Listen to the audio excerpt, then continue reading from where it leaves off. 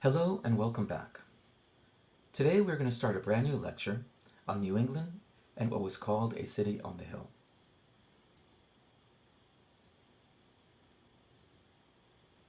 In this lecture we're going to cover two main topics, Protestantism and the Massachusetts Bay Company. To get into these topics, let's take a look at what we covered in our previous lecture, where we discussed a number of different factors that led Europe to run upon the Americas. One of the main issues was technology. The Age of Exploration ushered in the modern age with its keen focus on a methodical approach to discovery. As a transition from the older to the newer way of thinking, let's recall what we had discussed about maps. We had talked about the transition from conceptual maps, such as the TO map, to geographic ones. An important aspect of the TO maps is that they placed paradise, or Eden, on the other side of Asia. When the Americas were discovered, it led many to ask if it was in fact lost Eden. The Puritans, who settled in New England, are one of those groups who were convinced that God had opened an opportunity for them to reclaim spiritual paradise. With that in mind, let's take a look at the image we have here. The title of our lecture is New England, City on the Hill. Let's take a look at this painting by Thomas Cole. By the way, Thomas Cole was not a Puritan, and Thomas Cole lived approximately 150 years after the time period we're discussing. Nevertheless, this painting, called The Voyage of Youth, captures the idea of the city on the hill. We can see that it's something idealistic. It's not concrete, it's ethereal.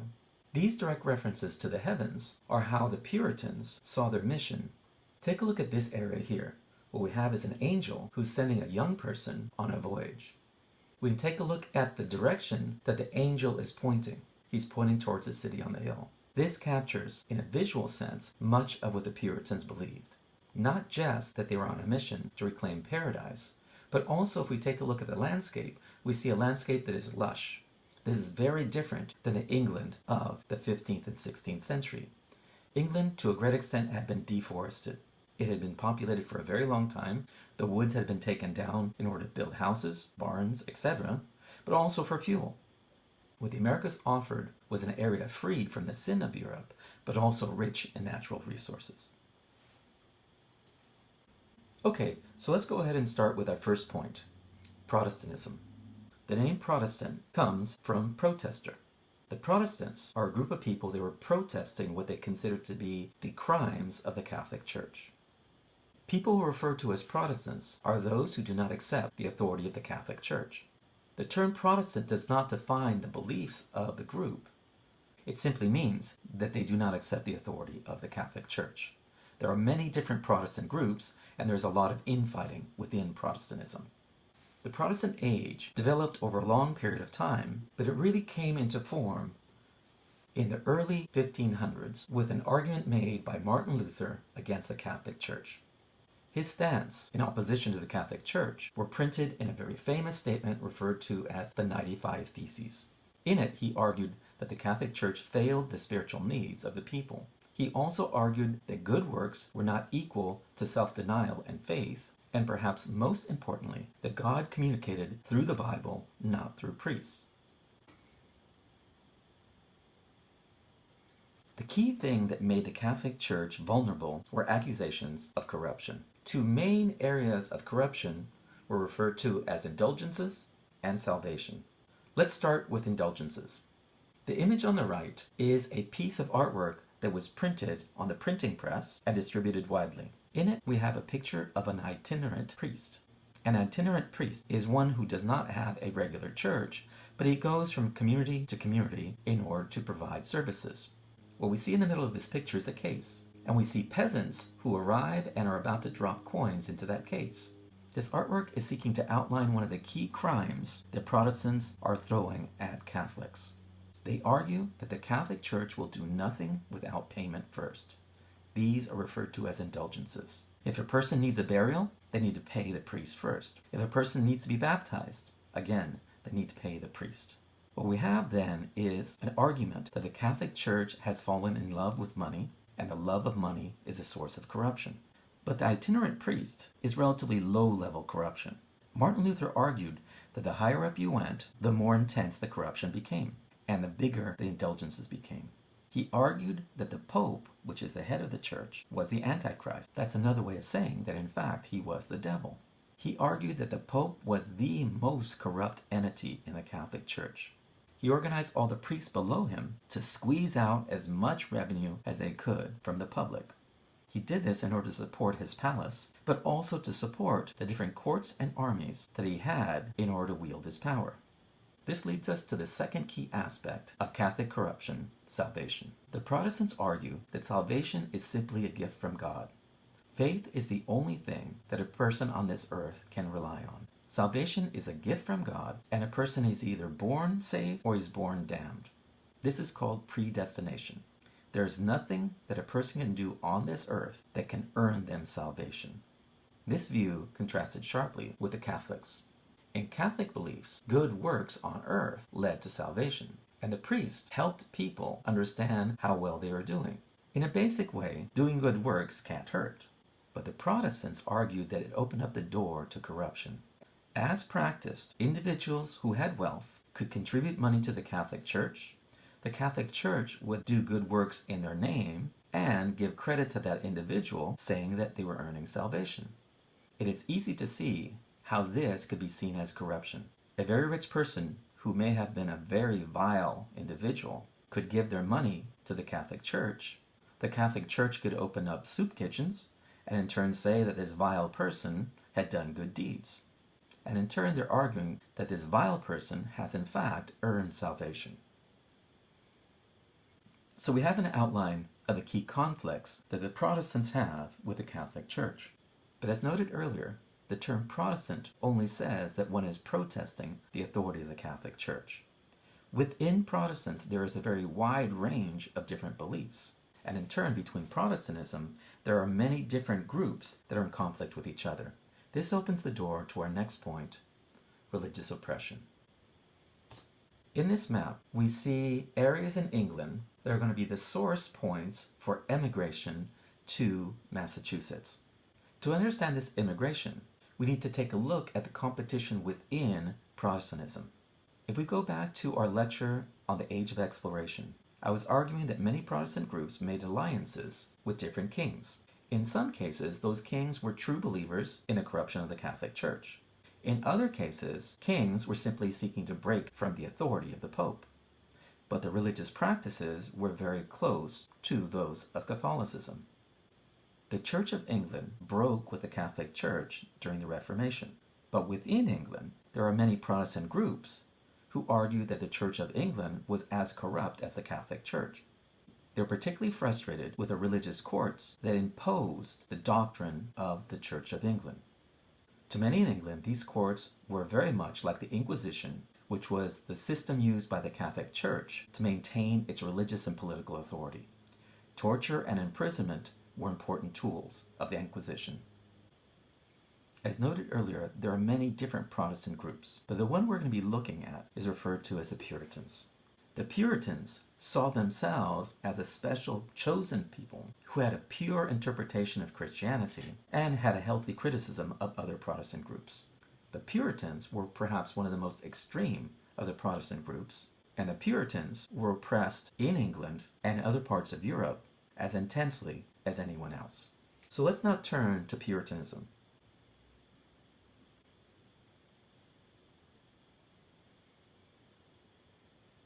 The early Puritan movement occurs about 50 to 60 years after Martin Luther posted his 95 Theses. The Puritans sought to reform the Church of England because, as noted earlier, it was seen as corrupt as the Catholic Church. The Puritans became a separatist group. First they fled to Holland, and then in 1620 to Massachusetts. The Puritans received a charter from the King of England that legitimized their colony and allowed them to trade and do commerce with England. The original intent of the colonists was to establish spiritual Puritanism, which had been denied to them in England and the rest of Europe. But as noted, the Puritans were one of the most extreme of the Protestant groups. They had perhaps the most intense belief in predestination, that God had predetermined those to be saved and those to be damned. No act on earth could change predestination. This opened a series of very intense questions for the Puritans. How would they know if they were saved? According to their views, there is no way of knowing until they died. But that would be a very uncomfortable way to live. The Puritans looked for signs.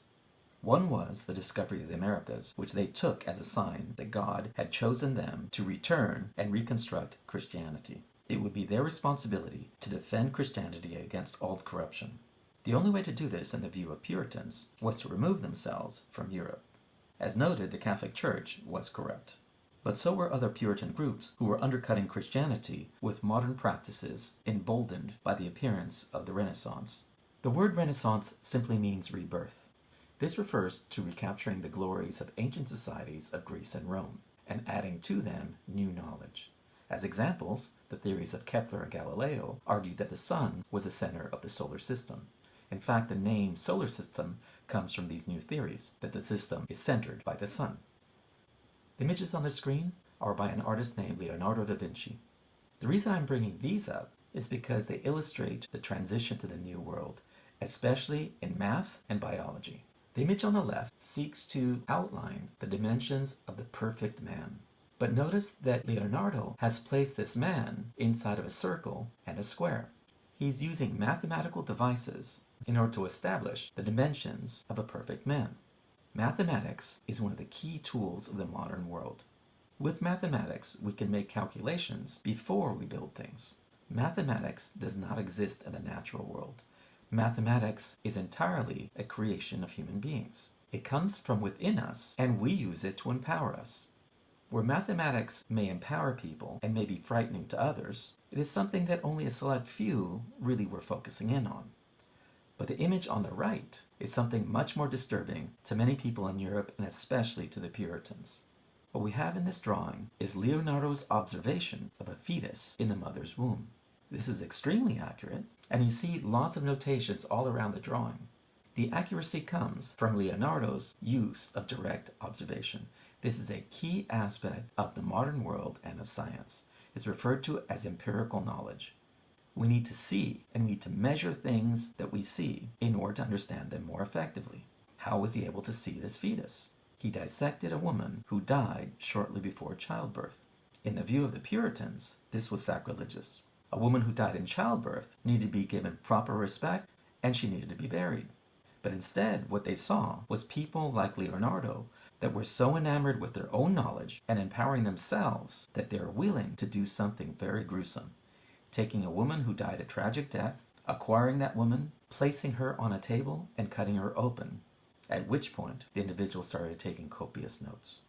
In the view of Puritans, this was an example of corruption, and something that could not be corrected in Europe, but rather need to be escaped from. So let's now turn to the escape of the Puritans. As noted earlier, the Puritans received a charter to create a community in exile in what is today known as Massachusetts.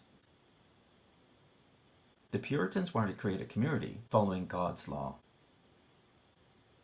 They also believed that they had a covenant with God. The word covenant means contract. As understood by the Puritans, God would provide prosperity and happiness to communities that followed his law strictly. In the view of Puritans, open land in Massachusetts was a sign that God meant them to reclaim it for Christ. The British had a military presence in Massachusetts in the late 1500s and early 1600s. They had noted that there was a number of different native groups in those areas and made general notations of the terrain, indicating that there was water, forest, and a harbor that would be easy to enter. But there was another important sign. The native people who lived in this area suffered from a plague from 1616 to 1618 and largely were wiped out. In the view of the Puritans, this was an act of God. God had removed those people and opened up the territory for the Puritans to establish a more perfect society.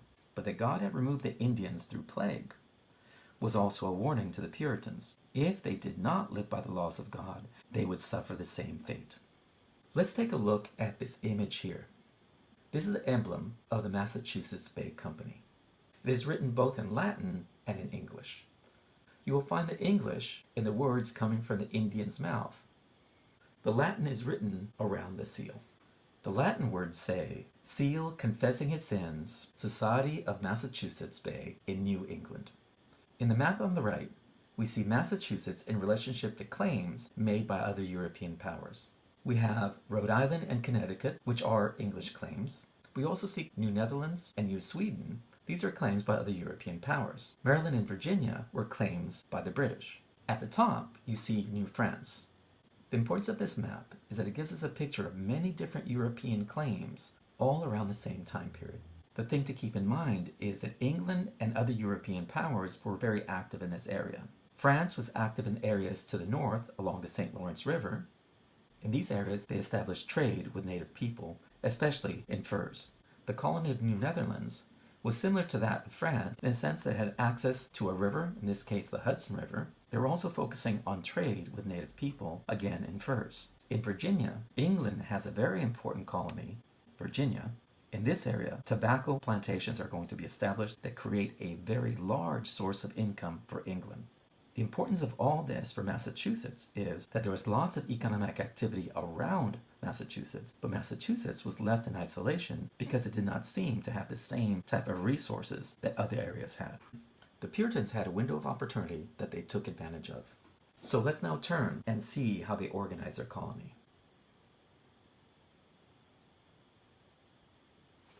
The word theocratic means a government based on religion.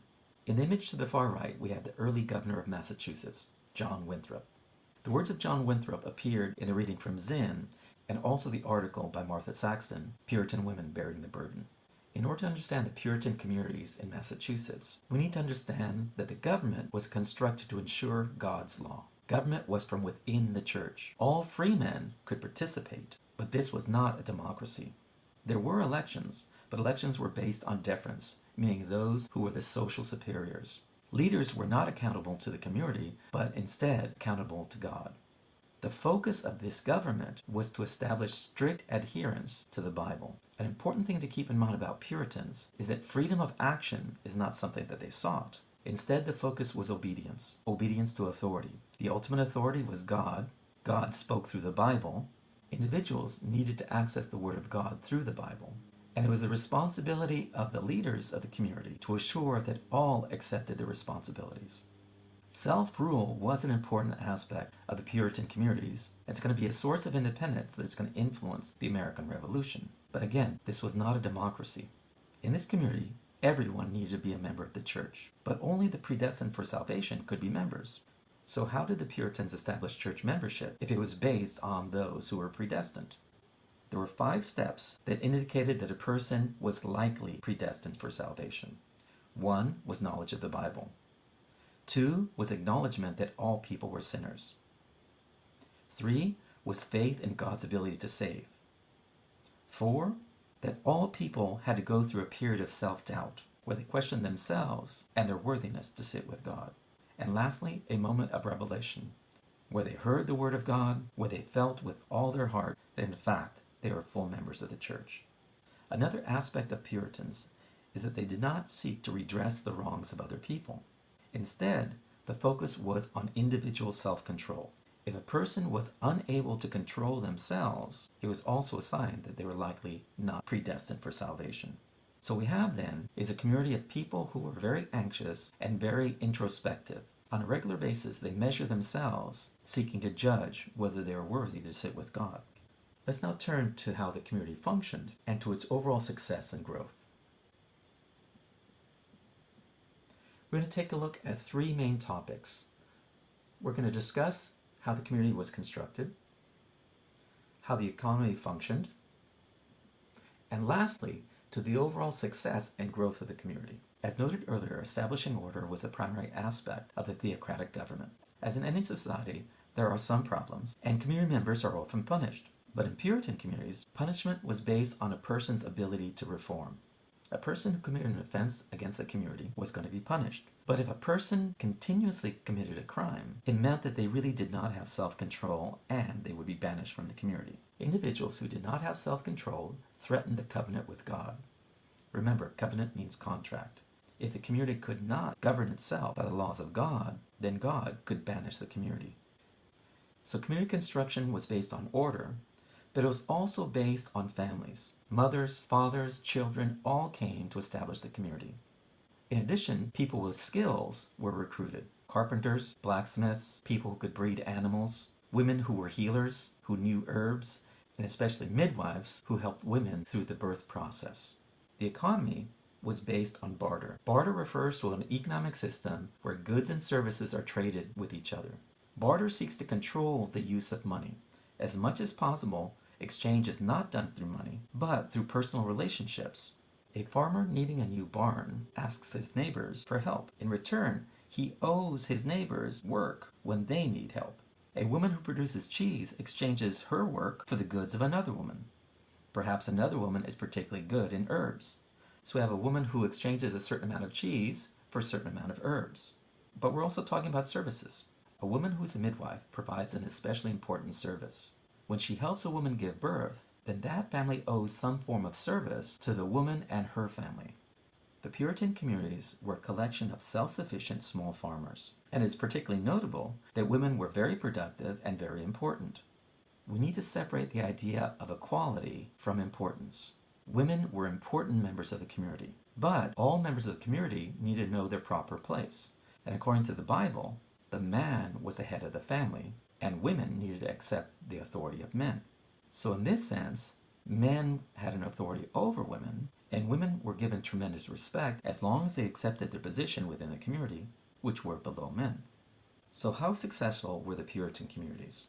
Let's take a look at the overall population growth. From 1630 to 1642, 21,000 Puritans migrated to the Massachusetts area. And as noted earlier, this migration was done as families. From 1642 to 1700, England stopped the migration of Puritans. There are a number of reasons for this. Some of them had to do with England seeking to control the resources of the area.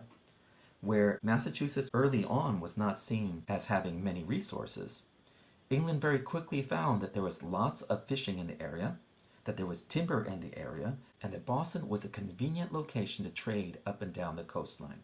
So England sought to stop the migration of Puritans and essentially reclaim that area for themselves.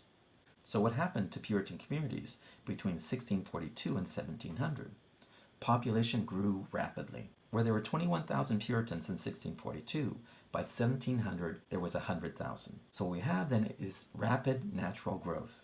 This means that many children were born, many children grew to the age where they could establish their own families, and in turn the cycle continued. And this opens up the door to another way to gauge the overall success of Puritan communities. Mortality rates in Puritan communities were extremely low in comparison to Europe. Mortality rate refers to the number of children that die for every 100. In Europe, the mortality rate was approximately 80%. That means that if 100 children were born, 80 would die before they reached the age of 10. Conversely, in Puritan communities, the mortality rate was approximately 20%. Children did die, but the death rate was much lower than in Europe. So out of 100 children that were born, only 20 died before they reached the age of 10. From the modern point of view, we might take a look at health resources, food resources in New England versus Europe. In Europe, we had areas that were highly polluted. In New England, there were not very big population, and the overall pollution was relatively low. In Europe, you had people living relatively close to each other, and in turn, infectious diseases spread very quickly. In New England, the populations were spread over a much wider area, and in turn, infectious diseases did not spread as quickly. But from the Puritan perspective, they interpreted things from the Bible. And when they saw that they had large numbers of children, and that most of their children lived beyond 10, they interpreted this under the covenant with God. Remember, it said, if the Puritans lived by the laws of God, God would give prosperity and happiness. How much more prosperous can a people be than having lots of children and having those children survive and generally be healthy? One last thing to cover along these lines is age. Where there were relatively low mortality rates among children, there was also very long lifespans in New England. It was very common for people in New England to reach the age of 70. But in England at the same time period, a person who reached the age of 40 was considered to have lived a long life. So in Puritan communities, we have people who are living almost twice as long as those in Europe, but also living much longer than other colonists in the Americas. Okay, let's end here. I'd just like to remind you to come to class with questions about things that were unclear or other questions you might have. So let's have a good discussion. See you guys there.